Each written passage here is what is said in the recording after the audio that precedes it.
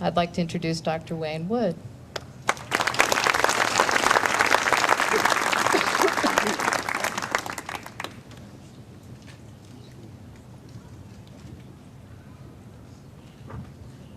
Well, good morning, everyone.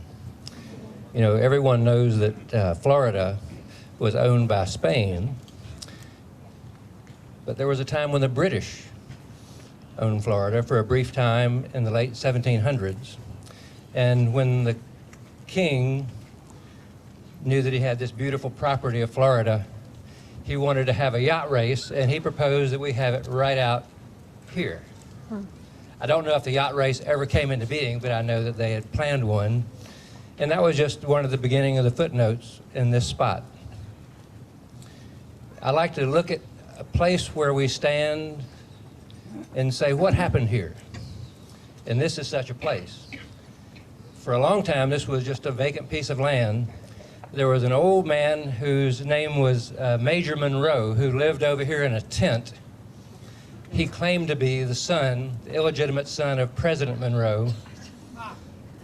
I don't know that his claim was ever verified.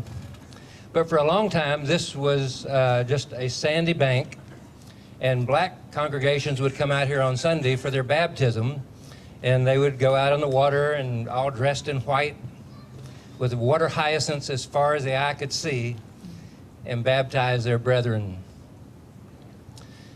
And they would come out on the trolley car, which was drawn by horses or mules, and they would stop right here long before the San Julene was built, just to the left there at the foot of Margaret Street. That's how they would get out here.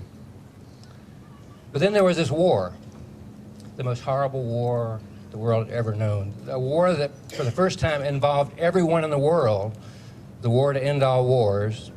And within just a few days after that war was over, the Rotary Club set about to build a memorial for all those who died in that war. And we're here today to pay tribute to those same soldiers who died and all those who made their sacrifices, and also all of those who've died in wars since then. And it's sad that that was not the war to end all wars, but we pay tribute to those who gave their lives for a just and righteous cause.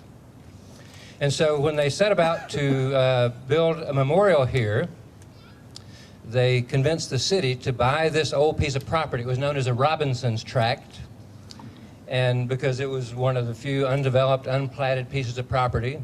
Although in the 1880s, there were talk about plans to build a hotel here to rival the Ponce de Leon Hotel in St. Augustine. That never came to fruition, thank goodness. Otherwise, we would be sitting here drinking tea in some fine old restaurant rather than enjoying our beautiful park. So they set about to raise the funds, and Patty told you a little bit about the Rotary Club's idea to build a monument.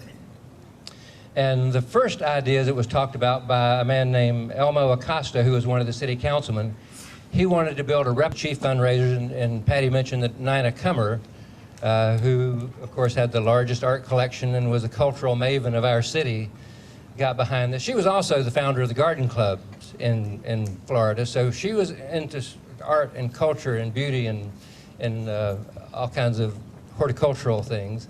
And so it was natural that she played a major hand in making sure this park got done right.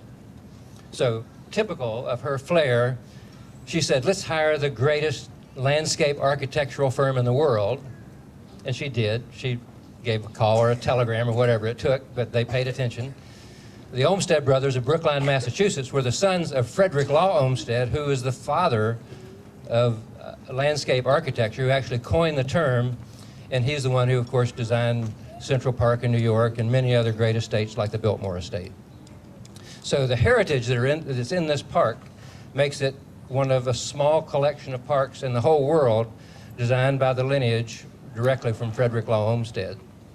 So once they secured the services of the Olmsted brothers to design the park, they then cast about to say, what sort of monumental thing can we build here? If we don't want to do the Arc de Triomphe, then let's do a sculpture. And who is the most prominent sculptor in Northeast Florida? a man named Charles Adrian Pillars. Pillars was born in 1870, grew up in the Midwest, and he was noted as a prodigy at a very, very early age. And so in 1893, when the great Chicago World's Fair was underway, all the sculptors in the whole world went to Chicago because they were building in record time this great World's Fair filled with sculpture. Now, I said it was in 1893. It was supposed to be in 1892 to commemorate Columbus's landing, and with giant, colossal statues and horsemen and all kinds of Roman colonnades and palaces. And as I say, the great sculptors of the world came there. Adrian Pillars had studied in the studio of a man named Lorado Taft, who was noted, set up his practice of sculpture, did statues and sculptures and busts of the leading citizens of the day, the Barnetts and so forth. He also was commissioned to do 2 monumental statues that are housed in the rotunda in the Capitol in Washington, D.C., that of General Kirby Smith and also John Gorey, the inventor of air conditioning, which made Florida possible. Of life, spiritualized life, that would rise above the torrents of evil in the world and be a symbol for hope. He actually read a poem about war, and that inspired him to choose this model. Now, the winged victory symbol, it goes back into ancient history. There are lots of examples of winged victories throughout the world. And I've looked those up to find as many of them as I could to try to find some of the germs of where he got the ideas for this. And in looking at every one of those, I've never found one that is this perfect, that is this beautiful, that is this amazingly engineered to rise above our great historic district in the Riverside-Avondale neighborhood. When he came up with the first models for this, and I just found one recently, which we're going to hopefully reproduce, the guys at the Rotary Club said, well, it's maybe just a little bit too realistic. And could you sort of tone it down a little bit? So here's the toned down version. He was looking about for a model to model the sculpture afterwards, and he saw a young man coming out of a swimming pool who was rippling with muscles. He was a St. Augustine fellow down on in Riverside. He modeled the legs after her. I can't verify that. The beautiful woman in the foreground here looking up at the winged victory was modeled after his wife. And 2 of his children, the little boy and the little girl, were his children. From the crowd because of the beauty of it, because of the explicitness of it. This is 1924. A male nude statue hovering over the neighborhood was quite a thing. And it was quite a bit of controversy, but it was just so beautiful. It spoke for itself, and it was widely accepted for the beautiful work of art that it is. I truly believe that this is not only Jacksonville's greatest outdoor work of art, it's probably one of the greatest monumental sculptures in the entire state of Florida. The park itself as a setting was designed around this statue so that, typical of the classical romantic gardens of the time, the Olmsted brothers designed the big circle with trees facing toward the river, with the youth facing back toward the neighborhood to greet people and to have this wonderful riverfront setting. So as we come here to rededicate this statue today and to rededicate this park, we want to celebrate the art that is in it, the history that's in it, the beauty that's in it, and the fact that it touches all of our lives. And every day as we drive by on Riverside Avenue and just glance over and see this icon that beckons us in 2014 to a whole new future.